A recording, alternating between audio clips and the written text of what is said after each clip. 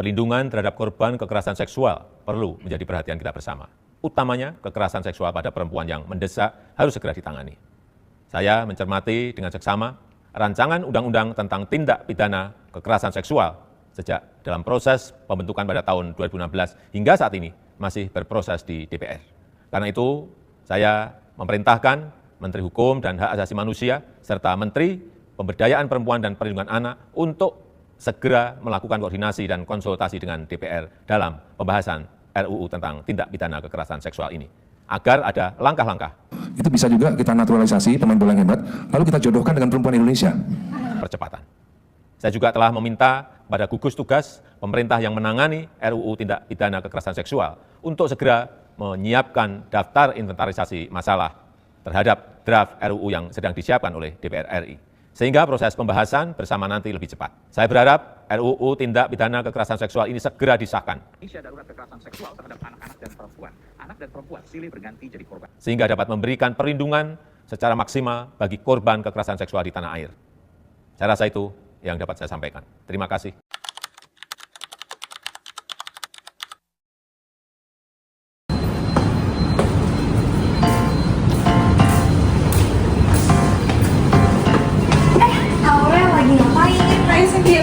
Ngapain kok? Mau kemana? Aku lagi mau cari makan nih di sekitar Margonda aja paling. Oh, sendiri? Iya. Hati-hati ya, di bawah tuh agak serem deh walaupun siang. Oh gitu, tapi harusnya aman sih. Aku cuma cari makan doang kok. Bentar harus gimana? Ya udah, hati-hati ya. Makasih ya. Iya, dadah.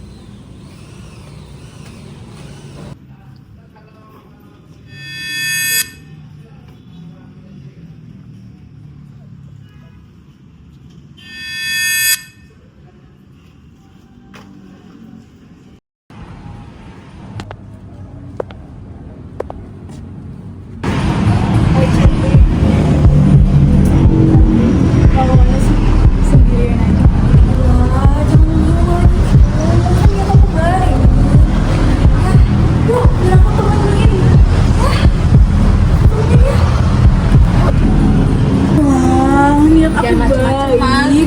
Gue nemenin kamu.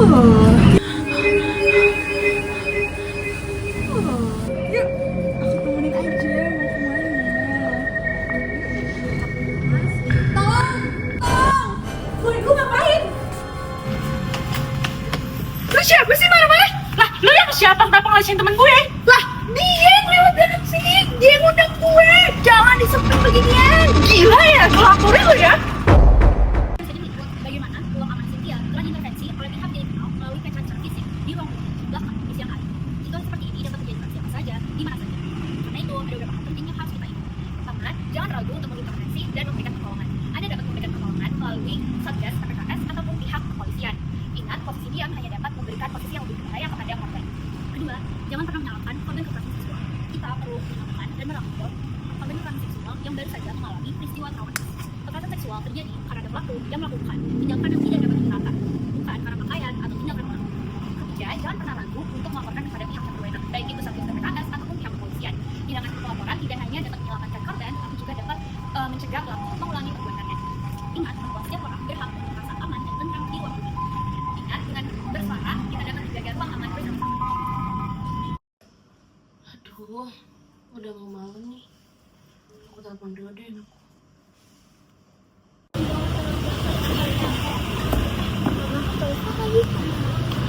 Halo, Ma. Aku baru ngerjain tugas sama teman. Ini baru mau pulang nih. Ya, aku udah hotel pulang. Udah ya, Ma. Baterai aku udah mau habis. Bye. Wah, apa sih HP-nya nggak bisa nyala? Tuh, nggak bisa nyala. Tuh, nggak bisa nyala. Ini sih.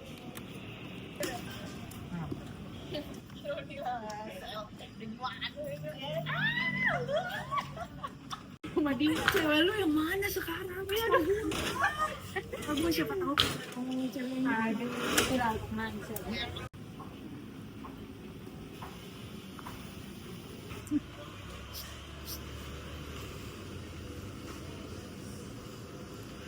Mau mana, Neng? Lagi nyari tower bag sih, Bang. Oh, abang punya nih. Tapi di kamar abang.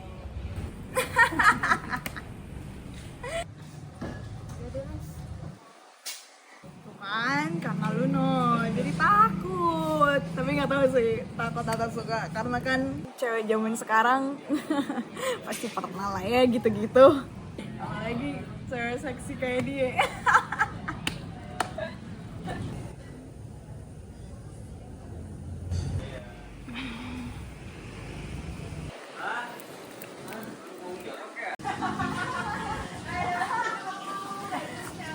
Bisa nggak sih?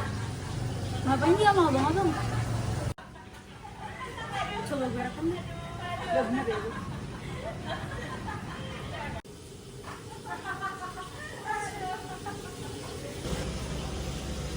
Tuh, udah beres nih. Gue sabarin deh. Ngapain lo berdua? Itu orang nih. Gue katanya videoin lo. Lu ngapain dekat-dekat? Ini gak mau Gitu sih. Kita ini cuma uji. Kok ngajak ribut sih? Lu ini ya? Gak ada yang godain. Najis banget. Ayo kita pulang aja. Najis. Cewek apaan sih? Jelek juga. Lo gak apa sih? Oke, gak apa. Tenang. Sumpah tadi gue takut banget.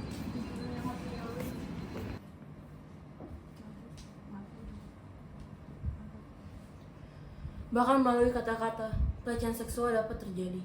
Melalui omongan dan kata-kata, seseorang dapat merasa dilecehkan, diobjektifikasi, dan diberikan tekanan. Seseorang dapat merasa tidak nyaman dan takut karena pelecehan seksual menyerang harga diri, martabat, dan hak korban atas ruang amannya, baik di ranah publik maupun ranah privat. Bila kalian melihat pelecehan seksual sedang terjadi, tegur dan dokumentasikan. Tegur agar pelaku dapat menyadari bahwa perbuatan tersebut adalah perbuatan yang salah. Dokumentasikan agar korban dapat merasa terlindungi dan dapat dibantu selama proses hukum.